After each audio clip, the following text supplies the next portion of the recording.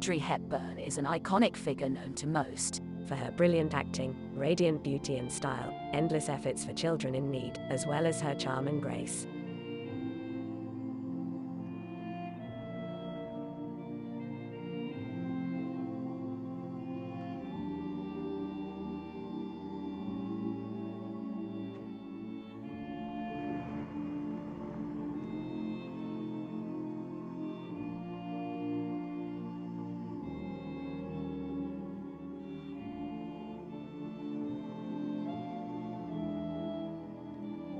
Audrey Hepburn was born as Audrey Kathleen Ruston on May 4, 1929 in Brussels, Belgium. Her mother, Baroness Ella van Heemstra, was a Dutch noblewoman, while her father, Joseph Victor Anthony Ruston, was born in Bohemia to English and Austrian parents. Although she was born in Belgium, Audrey had a British citizenship through her father and attended school in England as a child. In 1939, however, at the onset of World War II, her mother, now single after her father left the family when she was 6 years old, decided to move Audrey back to the Netherlands due to the fact that she thought a neutral country may be safer than England during the war. Unfortunately, this was not the case, and Audrey lived in a war zone for most of her childhood. Throughout World War II, Audrey endured hardships in a Nazi-occupied Holland, but still managed to attend school and take ballet lessons. Europe lay in ruins, and children were scattered in the streets, and were starving. During this time, her mother temporarily changed Audrey's name to Edda van Heemstra, worried that her birth name would reveal her British heritage. We were occupied, we had a German occupation in Holland, and little by little there was obviously very little food, and the winters were long, and all children started to suffer from malnutrition. So God knows I know the value of food, and I was suffering from a rather high degree of malnutrition when the war ended. But my life was never in danger. My health might have been impaired had it gone on. Her family was profoundly affected by the occupation, with some of her family members being executed. Because I was 10 when the war broke out. In fact, I was in England when the war broke out. I was alone in England. My mother brought me back to Holland where they were living. And this was in September, and in May, the Germans marched into Holland. They had first marched into Poland, and Holland was next. There's so many images that will never go away. Such as we were on the radio, we were told to stay indoors, the country had been invaded, to not even appear at the windows, to close the curtains, and so forth. Telling me that, of course, I was behind the curtains, and I saw these German tanks come in for hours, marching, driving. And Holland fell after 5 days because it's a small country with a small army, and they fought very bravely, but there was no way of holding back the German army, and all of that is history now. Then followed 5 years, and of course you say, oh my God, isn't that terrible, 5 years of German occupation, which it was. But a child is a child is a child. You live by the day. Obviously it was much worse for my mother in a certain sense than for my family. And just went to school, except that I was shoved into a Dutch school right away, not knowing a word of Dutch, because my mother was worried about this child speaking English in the streets and Germans all around, and she thought that was rather dangerous. So that was a traumatic experience, to end up in a huge classroom not knowing what word that was being said, and every time I opened my mouth, everybody roaring with laughter. That's just great at that age. But it's a great way to learn a language. You know, I can speak Dutch. Then, little by little, yes, there was a knock on the door, and they took my uncle away, who 6 months later was shot, and another uncle too. And my brothers went underground. My uncles were the first hostages to be shot in Holland, and it was actually the turning point, because from that day on, an underground was formed. Because for the first few months, we didn't know quite what had happened. We thought perhaps we were just going to be nicely occupied, and, you know, our freedom would be the same. And that's when really the hard times started, because that's when so many reprisals were made, and so many people were shot, and so many people were rounded up and imprisoned. And after the first few months, all Jews had to wear yellow stars, and they started being rounded up and taken away in trucks. And I'd go to the station with my mother to take a train to the next city, and I'd see cattle trucks filled with Jews, picking up more, was standing around us. And I remember so well a little boy little blonde one. My mother had to explain all this to me. We did then not yet know that they were going to their death. We'd been told they were going to be taken to special camps. And why, it was very hard for me to understand because I was 11 or something, you know. But those images have never left me. But neither have the good ones. I had a marvelous family with a great sense of humor. But you must also remember that had we known the first 6 months of the war that we were going to be occupied for 5 years, we might all have shot ourselves. We thought it would be over next week. Well, you know, we get good news with underground radio. It'll be over in 6 months or next year. And that's how we got through those 5 years. And they indeed did get worse and worse and worse. And finally, in the last year, civilians were totally just tolerated but ignored. There were no provisions made. There was no food in the shops. And that last winter, I mean, nothing grows in the winter. You can keep carrots and potatoes for just so long and some turnips. But we were running out of those. And that was really very, very hard.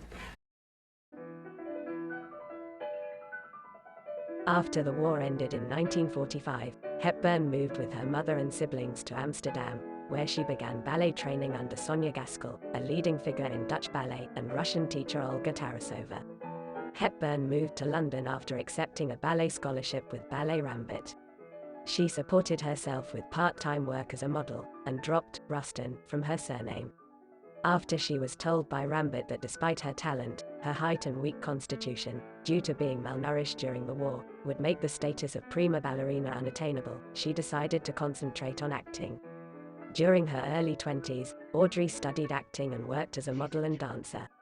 She also began to get some small film roles, credited as Audrey Hepburn, appearing in her first film aged 18, Dutch in 7 Lessons.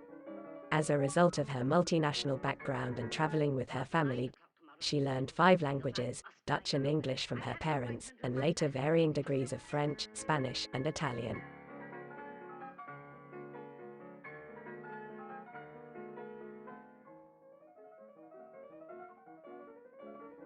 While making a film in Monte Carlo, Audrey caught the eye of French novelist Colette, who felt that Hepburn would be ideal for the title role in the stage adaptation of her novel, Gigi.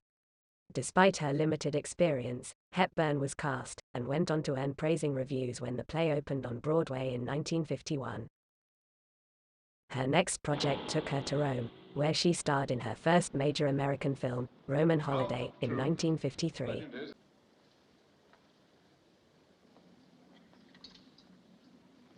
Klinger, Deutsche Presseagentur. Freut mich sehr. Maurice Montabré, Le Figaro.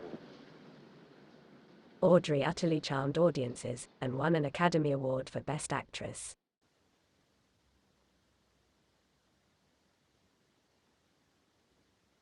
Hepburn returned to the stage early in 1954 as a water nymph in Ondine, co-starring Mel Ferrer, whom she married later that year. She won a Tony Award for her performance, which turned out to be her last on Broadway. She continued to enchant movie audiences in romantic comedies such as Sabrina in 1954.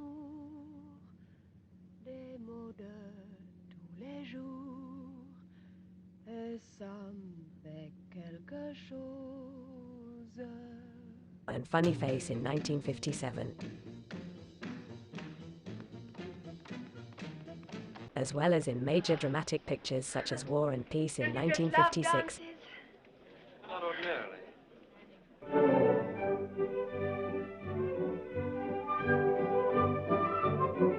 And The Nun's Story in 1959.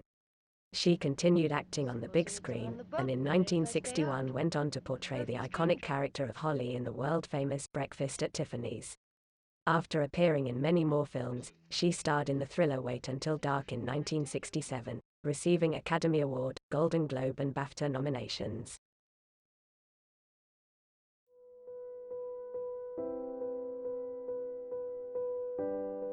Hepburn had 2 miscarriages, one in March 1955, and another in 1959, after she fell from a horse during the filming of The Unforgiven. When she became pregnant for the 3rd time, she took a year off work to prevent another miscarriage. She gave birth to a son on July 17 in 1960, named Sean Drain Hepburn Ferrer. Sadly, she had 2 more miscarriages in 1965 and 1967. Audrey went into semi-retirement, having decided to focus on her family and wanting to spend more time with her children. Having divorced her husband in 1968, she married an Italian psychiatrist and chose to focus on her family rather than her career, going on to have another son on the 8th of February 1970, named Luca Dotti. She wanted to have a third child, but had another miscarriage in 1974, and did not return to acting until 1976, when she co-starred in the nostalgic love story, Robin and Marian. Her marriage lasted 13 years before it ended in 1982.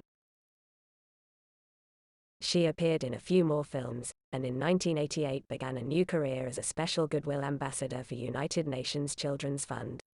She devoted herself to humanitarian work, visiting famine-stricken villages in South America, Africa, and Asia. By visiting areas of conflict, she was constantly putting her life in danger. Ooh, what was that? Fireworks. However, all she cared about was helping the children and raising awareness. I've been, so privileged to be given this opportunity to do something for children.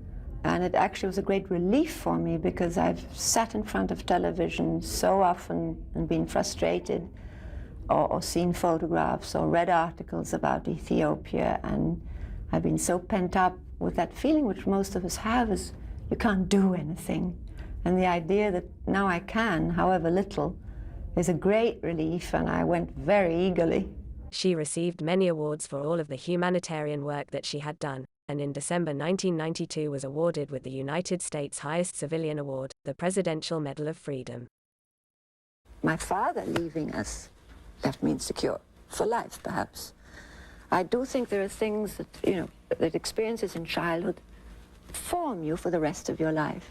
That's also why I'm so concerned with children today, not just that they're starving and so forth, but children that are surrounded by violence and horror, what this is going to do to them.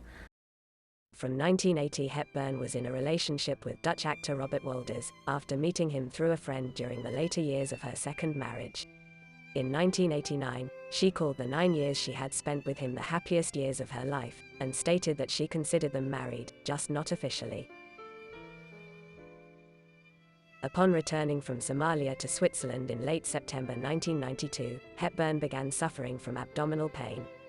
While initial medical tests in Switzerland had inconclusive results, it was soon discovered at a medical center in Los Angeles in early November that Audrey had a rare form of abdominal cancer. Having grown slowly over several years, the cancer had metastasized as a thin coating over her small intestine. After surgery, Hepburn began chemotherapy. Audrey and her family returned home to Switzerland to celebrate her last Christmas. As she was still recovering from surgery, she was unable to fly on commercial aircraft. Her longtime friend, fashion designer Hubert de Givenchy, arranged for socialite Rachel Lambert-Mellon to send her private Gulfstream jet, filled with flowers, to take Hepburn from Los Angeles to Geneva. She spent her last days in hospice care at her home in Tolochenaz, occasionally well enough to take walks in her garden, but gradually became more confined to bed rest. On the evening of the 20th of January 1993, Audrey died in her sleep at home. Audrey Hepburn's influence as a style icon continues several decades after the height of her acting career in the 1950s and 1960s. After her death, she became increasingly admired, with magazines frequently advising readers on how to get her look, and fashion designers using her as inspiration. In 2004, Hepburn was named the most beautiful woman of all time, as well as being voted the most stylish Brit of all time in 2015. The American Film Institute named her as one of the greatest female stars of all time, and has received countless awards. She is still known and loved to this day, and remains an icon decades later.